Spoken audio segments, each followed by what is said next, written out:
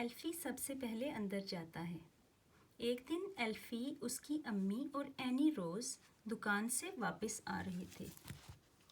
एल्फी आगे आगे दौड़ने लगा।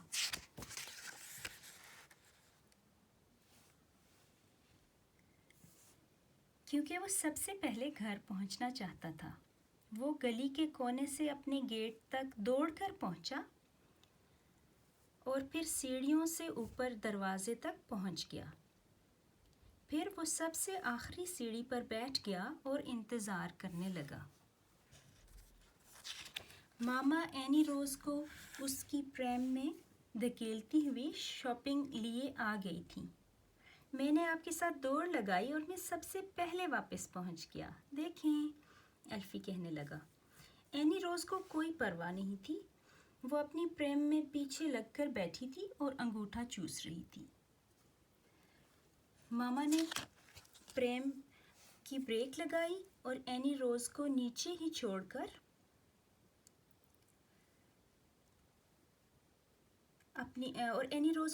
छोड़कर शॉपिंग की टोकरी उठाकर ऊपर आ गई। फिर उन्होंने चाबी निकाली और दरवाज़ा खोला। एल्फी उनसे पहले अंदर दाखिल हो गया।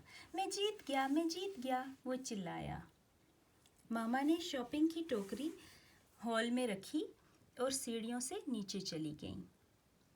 एनी रोज़ को उसकी प्रेम से निकालकर ऊपर उठाकर लाने के लिए।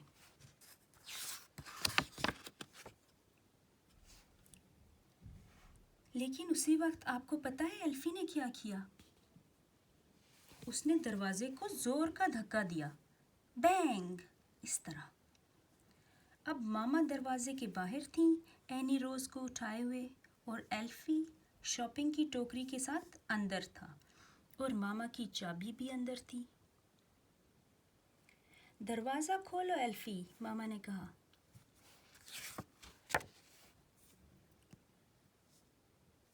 लेकिन एल्फी को अंदर से दरवाज़ा खोलना नहीं आता था। दरवाजे की हत्ती बहुत ऊपर थी। मामा ने खत डालने वाली दर्ज से झांक कर देखा और उन्होंने कहा, एल्फी, हत्ती को पकड़ने की कोशिश करो और उसको घुमाओ। एल्फी ने कोशिश की लेकिन वो नहीं पहुंच सकता था। क्या तुम चाबी लेटर बॉक्स से बाहर फेंक सकते हो? मामा ने पूछा। लेकिन एल्फी लेटर बॉक्स तक भी नहीं पहुंच सकता था। एनी रोज़ बहुत थक गई थी और उसको भूख भी लग रही थी। उसने रोना शुरू कर दिया। एल्फी ने भी रोना शुरू कर दिया। उसे दरवाजे की उल्टी तरफ पर अकेले रहना बिल्कुल अच्छा नहीं लग रहा था। उसी वक्त मिसेस मैकनेली गली की दूसरी तरफ से भागती हुई आईं कि देख सकें कि ये सब शोर क्यों हो रहा था। उन्होंने और मामा ने बारी बारी एल्फी का हौसला बढ़ाने के लिए लेटर बॉक्स से बातें करनी शुरू की, लेकिन एल्फी अब भी दरवाज़ा ना खोल सकता था। मामा ने कहा, जाकर बैठने वाले कमरे से अपनी छोटी कुर्सी लेकर आओ।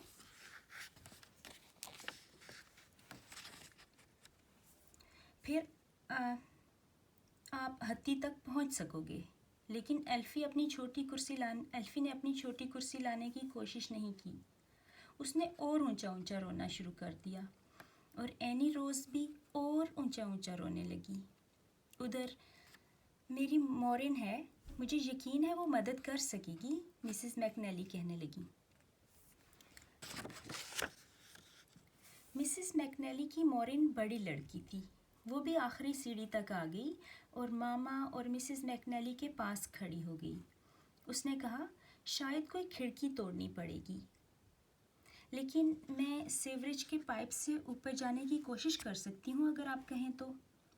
लेकिन मिसेस मैकनेली को यह ख्याल बिल्कुल पसंद नहीं आया। नहीं मॉरिन, आपको कहीं लग सकती है, उन्होंने कहा। उसी वक्त एल्फी का बहुत अच्छा दोस्त दूध वाला अपनी दूध वाली गाड़ी में गली से ऊपर आया। जब उसने मामा और एनी रोज़ और मिसेस मैकनेली की मॉरिन को सबसे ऊपर वाली सीढ़ी पर खड़े देखा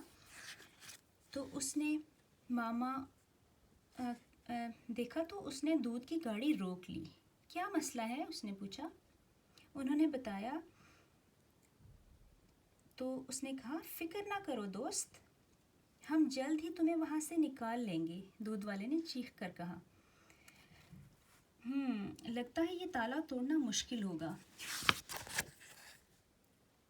दूध वाले ने कहा। उसी वक्त मिसेस मैकनेली की मॉरिन को एक बहुत अच्छा ख्याल आया। वो दौड़कर खिड़कियां साफ करने वाले के पास गई, जो गली के आखिर में काम कर रहा था।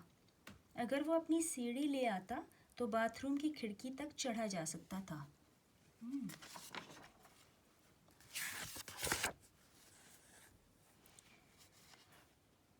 और जब उसने एल्फी का सुना तो वो तेज़ी से अपनी सीढ़ी लेकर भागता हुआ आ गया।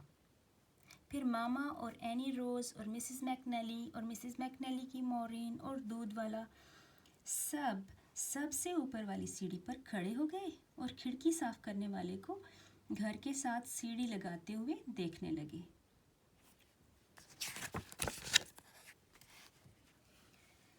उसने बाथरूम की खिड़की तक चढ़ना शुरू कर दिया, लेकिन अभी वो सीढ़ी के दरमियान में ही था तो आपको पता है क्या हुआ?